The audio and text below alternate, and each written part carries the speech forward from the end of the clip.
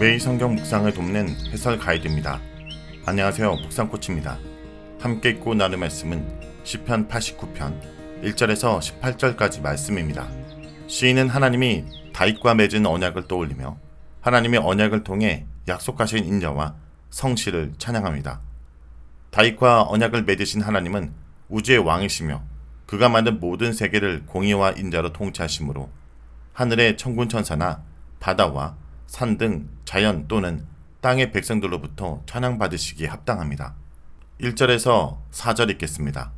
내가 여호와의 인자하심을 영원히 노래하며 주의 성실하심을 내 입으로 대대에 알게 하리이다.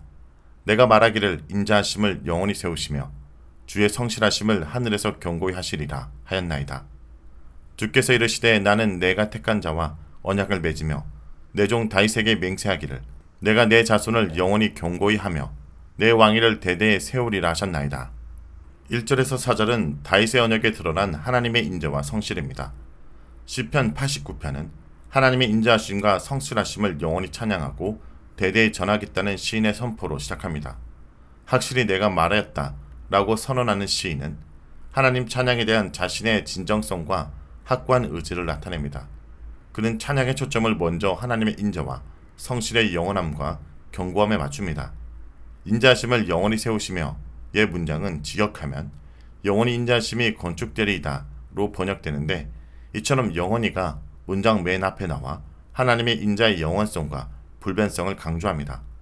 연이어 나오는 당신의 성실하심을 하늘에서 경고히 하시리라 라는 문장에서는 하늘이 맨 앞에 나와 강조되었습니다. 하늘을 강조한 의도는 하나님이 그의 성실을 경고히 하게 한 곳이 하늘임을 알림과 동시에 그의 지위가 천지를 포함한 우주의 왕이자 주권자임을 암시하는 것이라 할 수 있습니다. 한편 이 문장은 당신의 성실하심이 하늘처럼 경고히 하시리라로 번역이 가능한데 이 경우는 앞에서 하나님의 인자가 영원히 세워졌듯이 그의 성실도 하늘같이 변치 않으면서도 견고하고 영원함을 재차 강조한 의미로 볼 수 있습니다.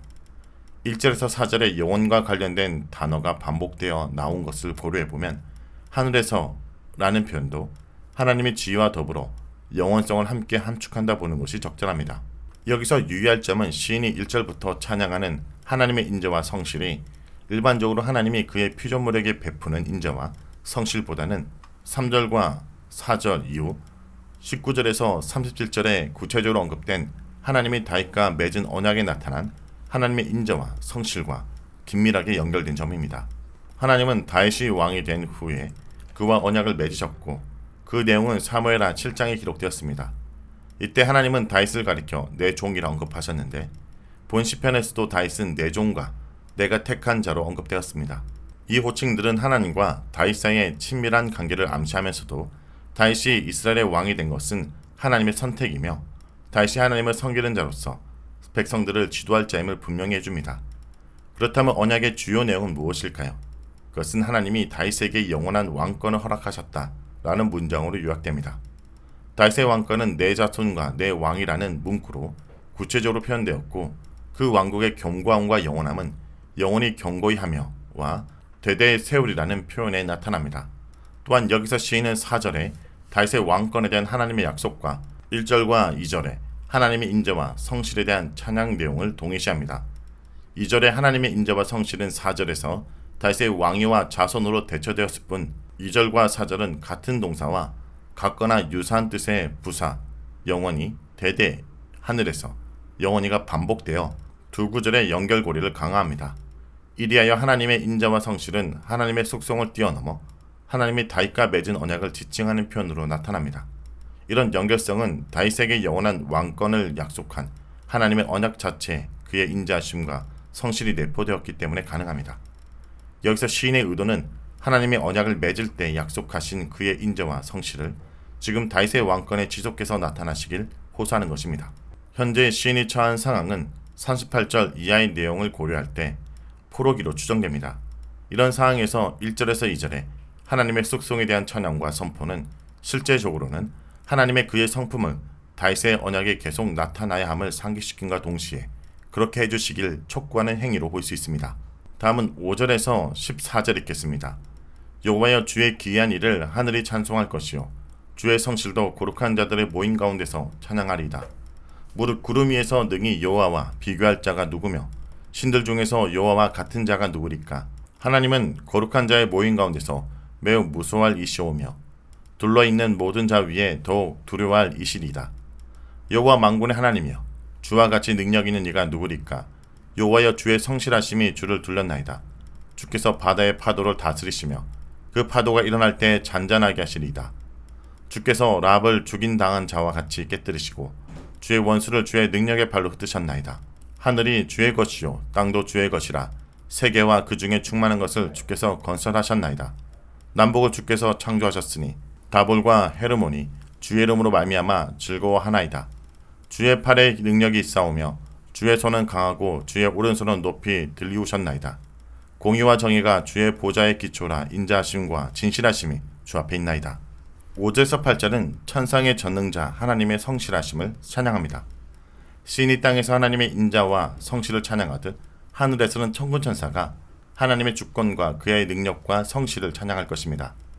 이들은 5절에서 하늘과 거룩한 자들의 모임으로 7절에서는 거룩한 자의 모임과 둘러있는 자의 모든 자로 소개되었습니다. 이 천상의 실체들은 함께 모여 하나님을 에워싸고 그를 보좌하고 그의 귀한 일과 성실하심을 찬양합니다. 하나님이 어떤 분이기에 천상의 존재까지도 그를 찬양할까요? 시인은 하나님이 인간 나라의 한 왕으로서 다윗을 선택하여 언약을 맺은 분임을 밝혔고 이제 그분이 온 우주의 왕이자 주권자임을 선포합니다. 6절과 8절에 누구니까로 끝나는 세 가지 수사 의문문이 하나님과 같은 분이 없다라는 대답을 하면서 하나님이 우주의 전능한 왕임을 부각합니다. 첫째, 구름 위의 천상에서도 하나님과 비교할 자가 없습니다. 6절에 비교할 자에서 비교하다는 원래 순서대로 세우다, 전쟁터에서 군사를 정렬하다 라는 뜻이므로 비교할 자가 없다는 것은 하나님보다 앞설 자가 없음을 의미합니다. 둘째, 신들, 즉 천군천사나 신적 존재들 중에서도 하나님과 같은 자가 없습니다. 그러므로 천군천사들마저 하나님을 경외하고 복종합니다. 셋째, 하나님과 같이 강한 자가 없습니다. 여호와 만군의 하나님이란 칭호가 암시하듯 하나님은 모든 천군천사들 군대의 우두머리십니다. 9절에서 14절은 능력의 창조주이신 하나님을 찬양합니다.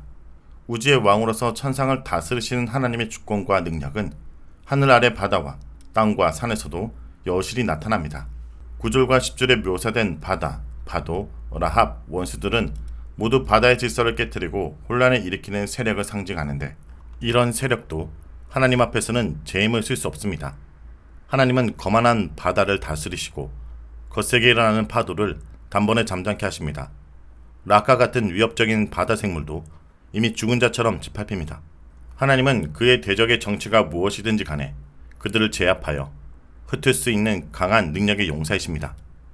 그렇다면 하나님이 혼란과 파괴를 가져오는 세력을 통제하고 질서로 다스릴 수 있는 근원적인 이유는 무엇일까요? 이는 하나님이 바로 이 세상의 기초를 놓은 창조주이시기 때문입니다. 천지와 세계와 그 안에 있는 모든 것이 다 하나님의 작품이며 그의 소유물입니다.